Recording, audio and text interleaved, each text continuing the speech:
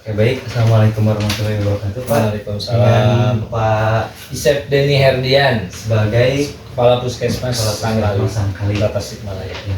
Dan saya Arif Fauzan sebagai mahasiswa jurusan Kesehatan Masyarakat untuk memenuhi tugas advokasi kesehatan dengan dosen pengampu Pak Rian Agustin. Oke, baik Pak, langsung saja. Saya ingin bertanya sedikit seputar isu kesehatan dari sudut pandang Bapak sebagai Kepala Puskesmas Sangkali gitu. Untuk pertanyaan pertama mungkin boleh diceritakan gitu Pak, apa saja tugas dan tanggung jawab utama Bapak sebagai Puskesmas di Sangkali ini. Oke, terima kasih. Tupoksi dari seorang Kepala Puskesmas dalam hal ini adalah untuk memberdayagunakan seluruh aset kesehatan, termasuk di dalam sumber daya kesehatan para dokter, tenaga kesehatan lain seperti perawat bidan dan lain sebagainya untuk semaksimal mungkin dalam memberikan pelayanan kesehatan di wilayah Kecamatan Taman Sari. Nah, kebetulan Puskesmas Sangkali ini diserahi tanggung jawab 4 kelurahan dari 8 kelurahan yang ada di Kecamatan Taman Sari. Kelurahan Sumelap, Taman Sari, Taman Jaya, dan Megarsari.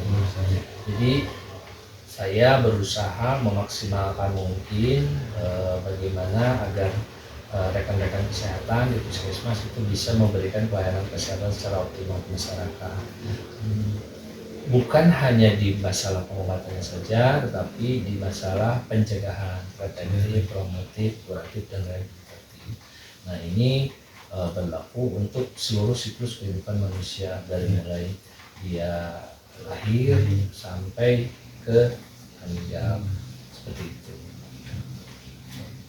Baik, untuk pertanyaan selanjutnya mungkin selama Bapak menjabat tantangan apa gitu yang paling Bapak yang besar gitu, tantangan yang paling wah gitu selama Bapak menjabat dan bagaimana cara menanggulangi masalah tersebut.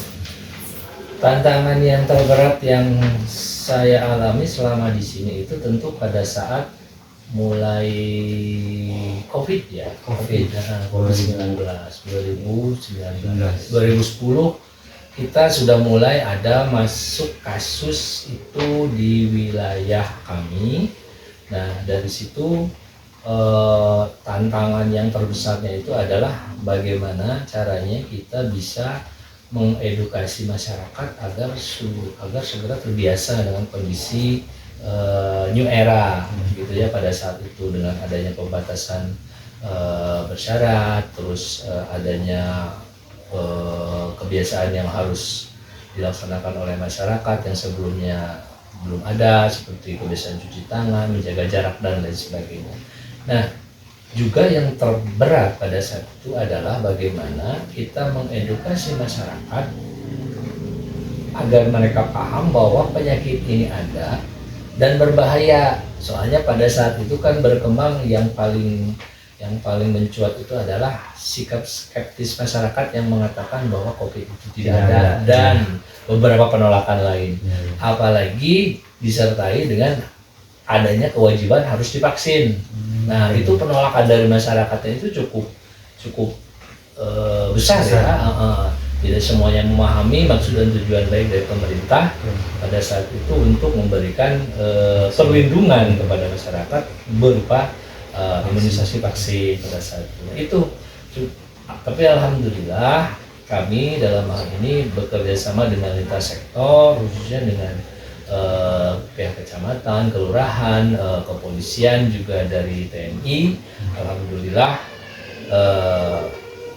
proses dari pelaksanaan vaksinasi COVID-19 bisa dikatakan alhamdulillah sukses untuk di wilayah yang menjadi tanggung jawab Puskesmas Sangkali. Itu mungkin yang terberat pada saat itu. Pada zaman COVID gitu. Pada zaman COVID. Memang semua chaos gitu. Chaos pada saat itu. Sektor. Masyarakat bagaimana biasa berkumpul, semacam pengajian, dan beberapa lainnya termasuk dalam menyelenggarakan syukuran, hajatan dan lain sebagainya. Nah, itu kan oleh pemerintah ada kewajiban untuk dibatasi lah ya saat itu. Dan kita turun bersama dengan lintas sektor terkait, dengan kepolisian, dengan Babinsa, Babin Kamtibmas untuk menghimbau agar tetap mematuhi protokol kesehatan pada saat itu. Oke. Untuk pertanyaan selanjutnya mungkin saat ini menurut Bapak masalah kesehatan yang paling butuh perhatian di wilayah Sangkali gitu, di wilayah Puskesmas Sangkali Kota Tasik ini, dan ada ini enggak penyakit yang paling meningkat dalam beberapa tahun terakhir? Untuk di wilayah kami di Puskesmas Sangkali memang sesuai dengan apa yang ditemukan oleh Kementerian Kesehatan pada saat ini, bahwa terjadinya ada perubahan pola penyakit yang dahulu penyakit menular menjadi prioritas. Nah, sekarang justru penyakit degeneratif dan tidak menular yang sekarang yang menjadi prioritas. Dan setelah kami melakukan screening selama beberapa tahun ke belakang, itu memang ternyata benar bahwa sekarang terjadi pola penyakit atau tren di wilayah kami itu ada perubahan.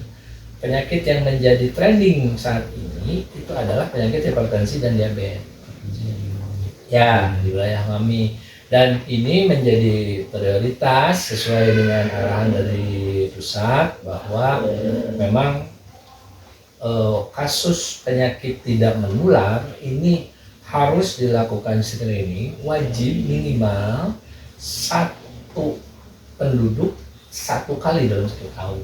Jadi memang tantangannya ini banyak.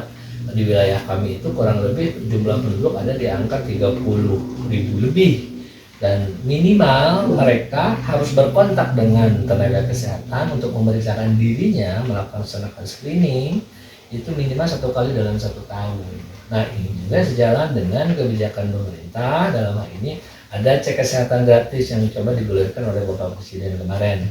Nah, ini pun menjadi prioritas kami ke depan untuk bisa melaksanakan screening kepada seluruh masyarakat tanpa kecuali di wilayah Puskesmas Sangkali.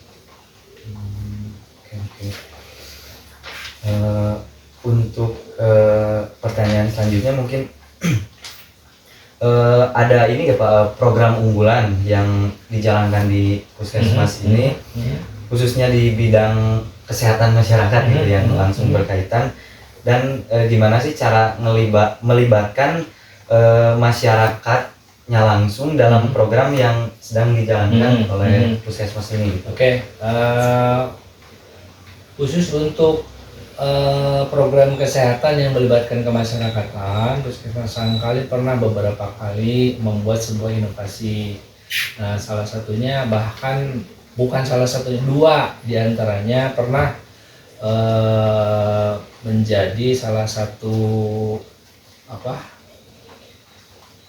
menjadi sebuah program yang diprioritaskan oleh Puskesmas Sangkali dan maju ke tingkat kota untuk ikut dalam lomba inovasi mengenai program kesehatan. Salah satunya itu adalah program kesehatan lingkungan, di mana melibatkan masyarakat agar mendidik masyarakat agar sampah rumah tangganya itu bisa membawa dampak positif berupa materi, baik itu bisa diolah menjadi bahan lain atau bisa didaur ulang untuk menjadi sebuah produk lain yang bisa memiliki nilai jual. Dan program tersebut itu alhamdulillah berjalan, cuman belum menyeluruh bisa di 4 kelurahan. Kami baru masih dalam mencoba dalam hal ini 1 wilayah ke RW-an, dan ini sampai sekarang itu masih berjalan alhamdulillah. Terus program yang lainnya juga itu adalah bagaimana melihat dari angka data survei kami, data PHBS, perilaku hidup bersih dan sehat, bahwa salah satu indikator kami yang paling merusak terhadap nilai indikator PHBS itu adalah kebiasaan masyarakat untuk merokok di dalam rumah. Nah, kami sudah melakukan pendekatan kepada beberapa tokoh masyarakat di satu RW dan alhamdulillah mereka sepakat untuk membuat sebuah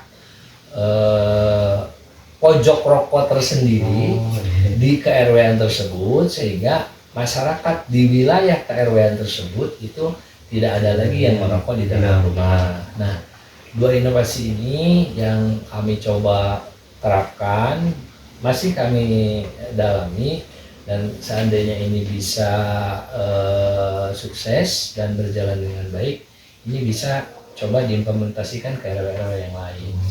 Cuman yang sampai saat ini yang kami pantau cukup berkembang itu adalah inovasi yang mengenai kesehatan lingkungan tadi, yang masyarakat masalah sampah bisa menjadi menjadi berkah, dan ini bahkan sudah mengerucut ada dibentuk sebuah tempat penampungan sementara di mana seluruh sampah rumah tangga di wilayah tersebut itu dikumpulkan di titik itu dan diolah untuk menjadi barang-barang atau bahan-bahan yang bisa memiliki nilai ekonomis ke depan. Gitu.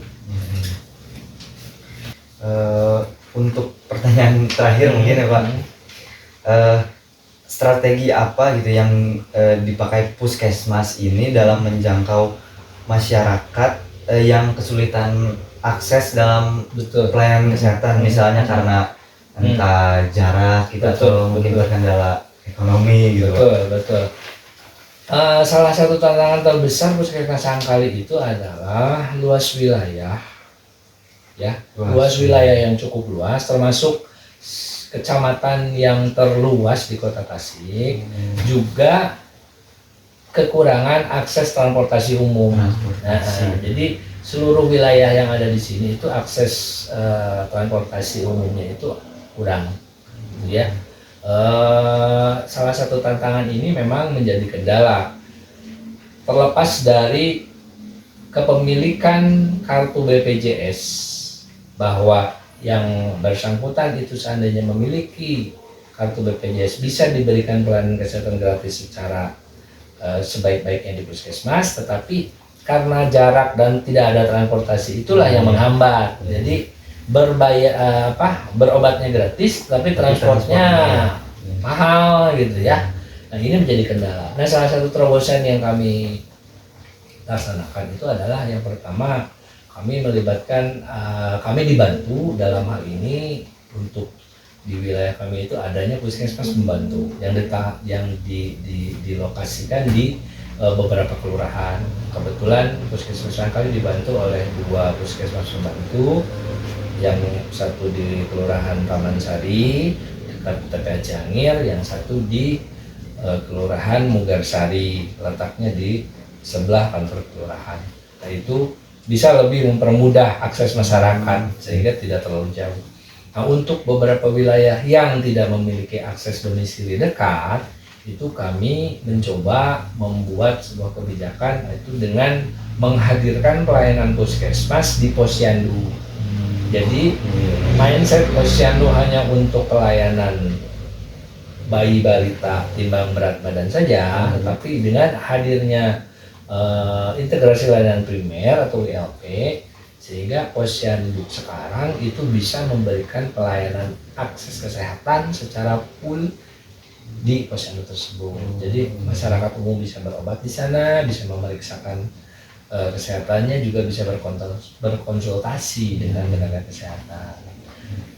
Terus yang berikutnya, selain menghadirkan pelayanan yang terintegrasi di posyandu, kami juga memberikan pelayanan kesehatan puskesmas keliling. Jadi secara mobile kita memberikan pelayanan kesehatan menggunakan mobil ambulan puskesmas keliling ke beberapa titik yang dirasa akses masyarakatnya kurang ke tenaga kesehatan di wilayah kami. Seperti itu.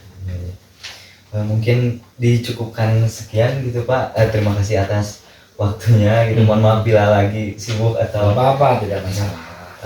Saya Arif Fauzan dan mungkin Ya. Bapak Siap dan Ya, sebagai kepala puskesmas kami pamit undur diri gitu. Assalamualaikum warahmatullahi wabarakatuh. Waalaikumsalam.